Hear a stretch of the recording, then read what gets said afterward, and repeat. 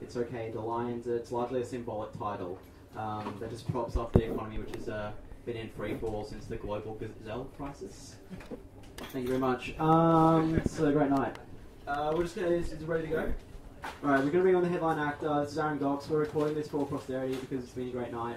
And please really laugh. It should be great. He's my favourite actor in Brisbane. And yeah, let's have a good time.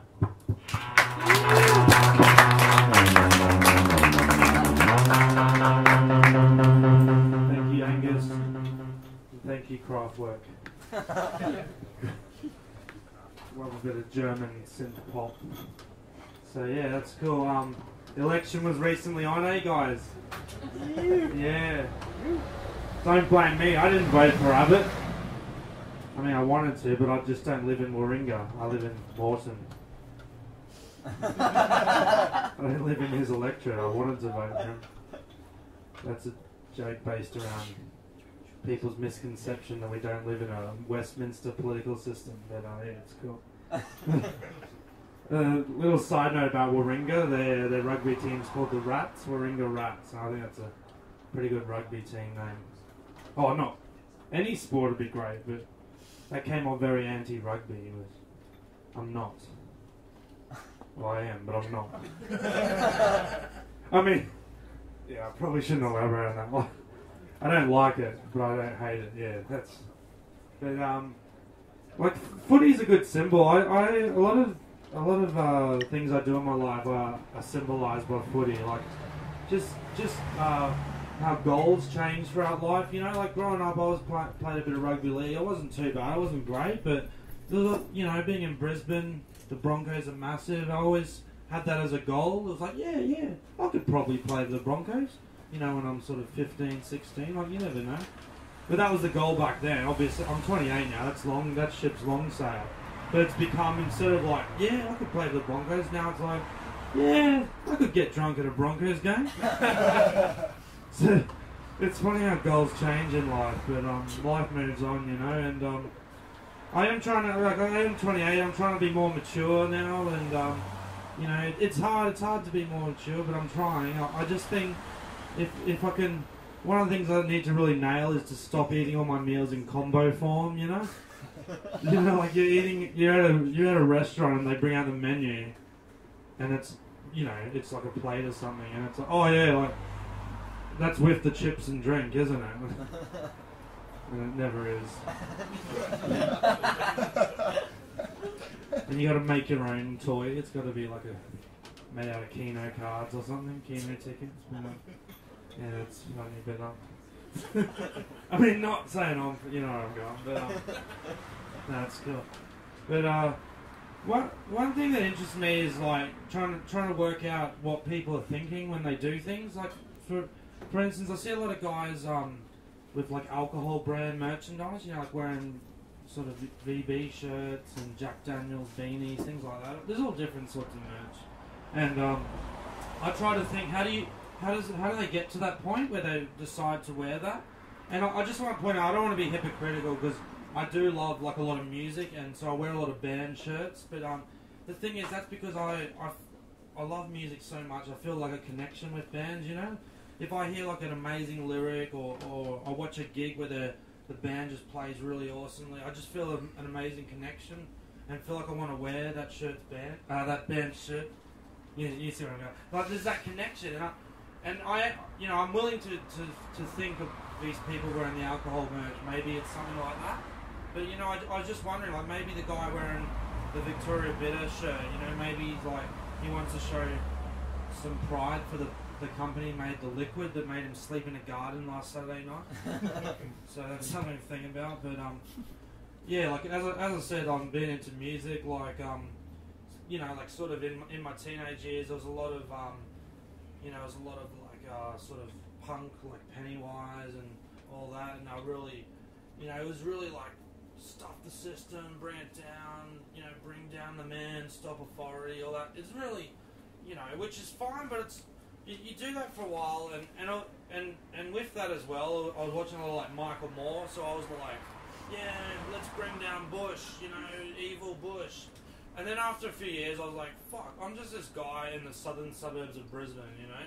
I'm just trying to find like red roosters and, you know, it's like I can't really do anything, so you get sick of that. But you know, and with the election recently being on, it does, like, politics kind of comes and goes, and it was sort of on everyone's mind for a bit around then, around the election. So, you know, I'm trying my best now that the election stopped to not just give up on politics, just to keep trying. But the thing I'm finding hard is that I do only ever get worked up about things if they affect me. I'm trying to change that. I'm trying to be more worried about other groups, minorities and things, you know, but it's tough. It's like, you know, I'm trying. It's like with the debate about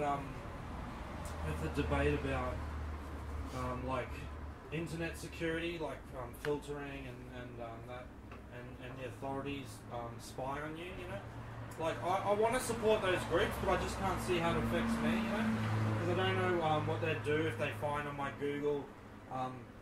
My internet search as being, my Google search being nearest Hungry Jack's, you know? I don't know what that would do with that. And also, like, for another example, like, one thing that really gets me worked up is I'm a driver, so I'm always having to park, and the parking, paying so much for parking pisses me off. But, you know, thinking a bit, you know, a bit of a different thinker that I am, I'll sort of break that down, and I'll try and work out what's going on with paying this parking.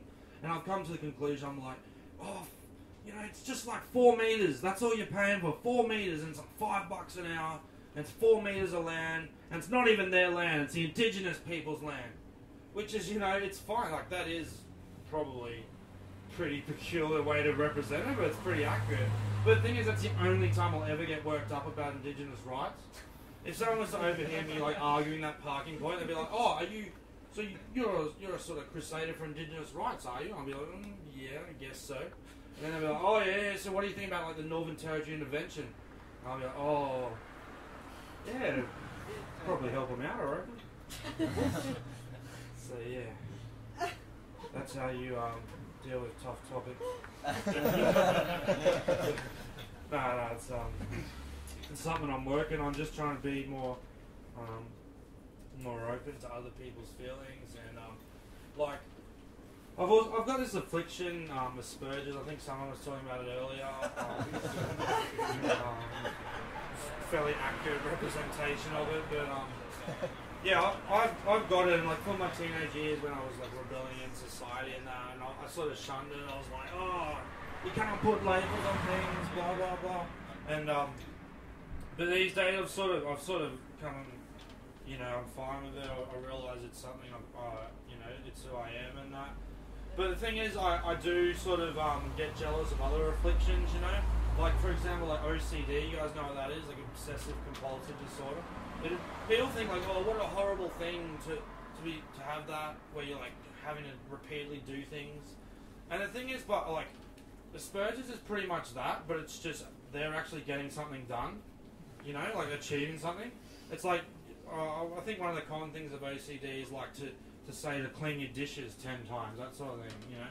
So it's like they'll do the dishes and they'll come back, oh, I better do it again. But having Asperger's is just like, all right, you're in a social situation, you fuck it up, but then that's not good enough. You're like, all right, and then you leave. Oh, by the way, you're shit.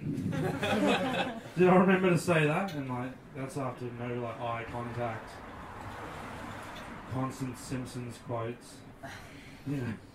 I like The Simpsons, but that was pointing to my shirt there, not my big gut. Imagine that, like, you love Homer so much. Like, yeah, I'm going to eat donuts to show my love for Homer. That was the exact same gag as the alcohol thing, but yeah, there's a lot of dubious segues in this, but talking about my belly, my weight. I have got some friends that are a bit concerned and about sort of my lifestyle, my weight, and they've tried to get me to change. And the thing about it is, I just, like I was saying with politics, like only if it affects me, I'll do things. And I've never, like obviously in long term health and that, but like I don't see that as a problem. And then and they don't always do that, guys. You know, like. Guys being masculine, they'll try and put things into other terms. You know, there's a bit of a guy thing where they say like, oh, bet you haven't seen your cock in years, you know, like it's a bit of a masculine guy thing. And it's like, yeah, it's true, but but the thing is, it's like it doesn't really affect me. I'm not like some like suave Casanova, you know. It's like I'm not leaving my house unless I got to go to a comedy gig. So it's like, but yeah, it doesn't really affect me. But then recently I was lying in bed, and in my bedroom I do have a TV, and I was trying to watch The Simpsons, and I couldn't see past my gut. I had to like move my head around my gut, so that's when I finally thought it's time for a change. So yeah, it was funny at the time. Yeah, it's quite interesting, but anyway, time marches on. But what else do we have? No, I was talking about the Broncos earlier, and is there any fans of Darren Lockyer here? Any Darren Lockyer fans? Come on, guys. Don't be shy. Oh, well, I love Darren Lockyer. Like, what an amazing dude. Like, how does he do it? Like, what a brilliant guy. Here's a guy who can run, kick, tackle, pass, and understand the complex geology involved in coal seam gas exploration.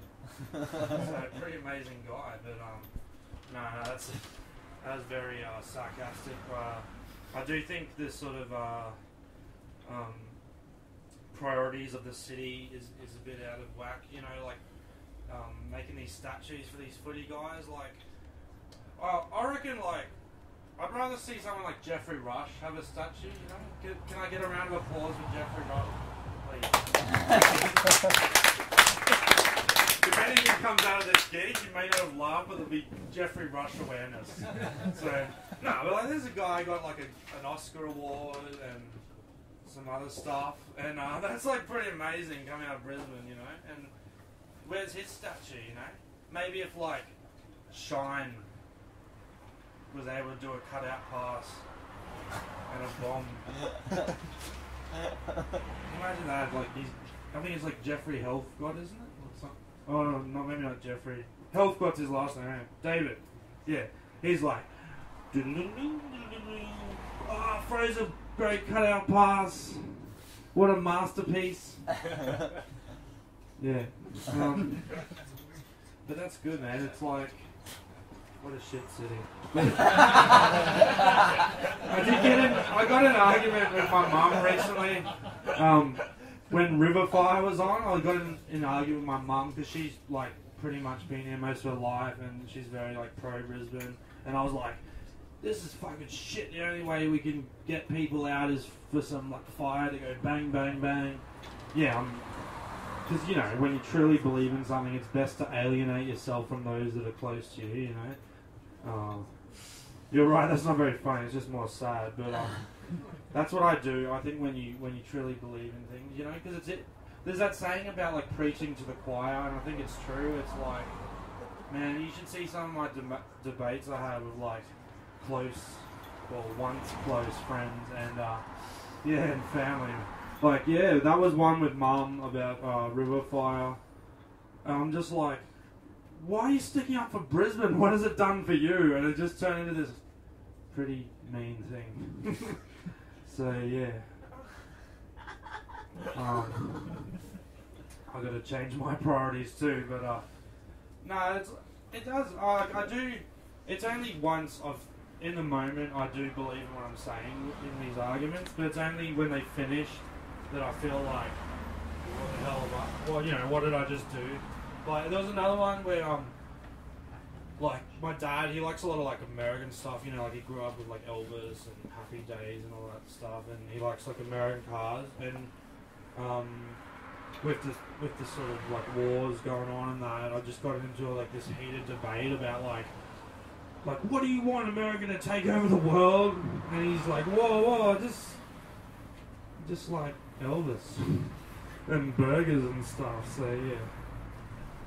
yeah, like you really got to you know, that's when you truly believe in something, alienating yourself from other people. So I did get married, and I didn't tell anyone about it, so that's commitment. But yeah, but even like I do have 2 kids, and when I talk, you know, like you get talking with dads, and you talk about like how especially dads of daughters, because I've got 2 daughters, and they'll often hear something like, oh, if a girl is treated badly, and the way women are like represented in the media and that, you'll hear someone say like, oh, you know, that's, as a dad, I don't like to see that, and that's always weird, because I agree, I don't like to see like females represented badly, but it's more just like as a good dude, you know, I just find it weird to say as a dad. You know, like, as a dad, it's a shame to see that girl get stabbed. Alright, that's a bit extreme, but that's how my mind, like, hears what they're saying, you know? And of course, like, I imagine them at in the hospital, the moment their daughter's born, it's like, passed to them this special moment of bond. They've brought life into this world, like, oh, what do you think about that? Yeah, now I will be able to defend bad female representations.